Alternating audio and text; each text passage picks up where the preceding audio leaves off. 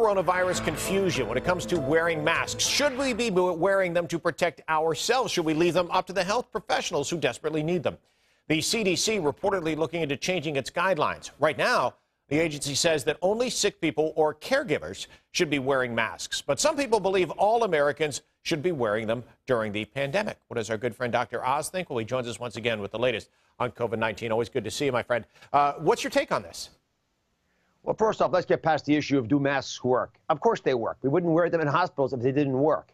The real issue is we don't have enough. So get past that issue of actual masks and move into facial coverings. Are they worthwhile? And I think most people agree that if you're ill, wearing something to cover your face, so if you were to cough or sneeze, the virus particles won't travel that far. And for that reason, you'll be doing a favor to people around you. There was a provocative paper published yesterday that argued that sneeze particles can go 25 feet. Now, hopefully you're not sneezing with a rumbling roar of thunder into your friend's face, but at 90 miles an hour, you won't get out of the way of a sneeze. And if they're wearing a mask or some kind of facial covering, let's say a bandana that's been fashioned to cover their face, or your face if you're sick, that I think could be beneficial. And, you know, culturally, we haven't really bought into this. In the Far East, of course, people wear masks and other facial covering quite comfortably. We haven't adopted that culture here, but I think you're going to see more of it. You know, a lot of people have the confusion, Dr. Oz, because you hear mask and you try to lump everything together into one category of facial covering. When we talk about these N95 masks, the medical masks that a lot of people are saying leave those for the medical professionals, if we don't use those, what are some of the best things we can use for a facial covering? Well, I'm going to cover this on the show today because it's actually a fairly detailed discussion, but succinctly stated, the surgical masks, which we also don't have enough of, are those sort of, you know, light-colored blue masks that you sort of have to tie behind your head. Those work better than nothing, but they're not nearly as good as the N95s. And then just taking a piece of cloth like a bandana, and I'll show you how to fashion a mask from them so you don't look like a bandit on the show today, can actually work acceptably well. They're better than nothing, but they're not as good as a surgical mask or, of course, the N95. But here's the big question. Why do you get infected when the virus hits you?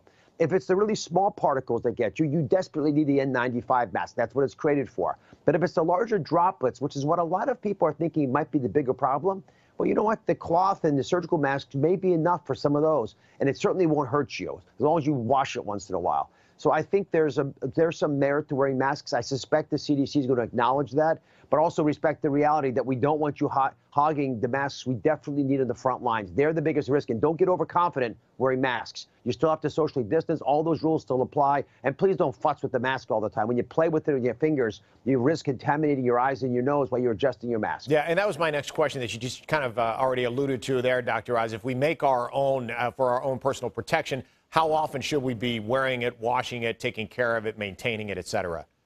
I would treat it like underpants. You know, if you change your underpants every day, which many people do, I think you wash this. Yeah, you hope. Don't handle the outside of it because it might have virus particles on it. Throw it in the wash. You know, again, you can take a bandana, roll it up with two simple little rubber bands, fashion something that's incredibly effective, and it's a fashion statement. Try it out.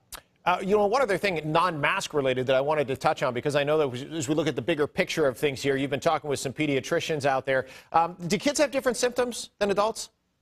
Kids often have no symptoms. They don't seem to get infected as often when they're in the household of someone who has the disease. They don't seem to get as sick. I don't know if they're as infectious even. It's hard to tell. But they don't seem to have as much virus in them from what I've been reading. Now, this is still, believe me, being worked through. We don't have, in the fog of war, great details on this. But we know for sure kids under the age of 10 do not die from this virus. And under the age of 20, it's exceedingly rare. I mean, it's very difficult to even prove that someone truly died just from the virus. So the younger people seem to be spared the illness, but that actually makes them potentially a problem because you won't know they're ill when you're near them. So that's why I don't send my kids to see the grandparents. Backdrop and home studio looks great, by the way, Dr. Oz. Always appreciate you taking some time out for us and our viewers. Stay well. Thanks, my friend. Just a reminder, you can catch new episodes of Dr. Oz weekdays at 3 on Fox 5 Plus.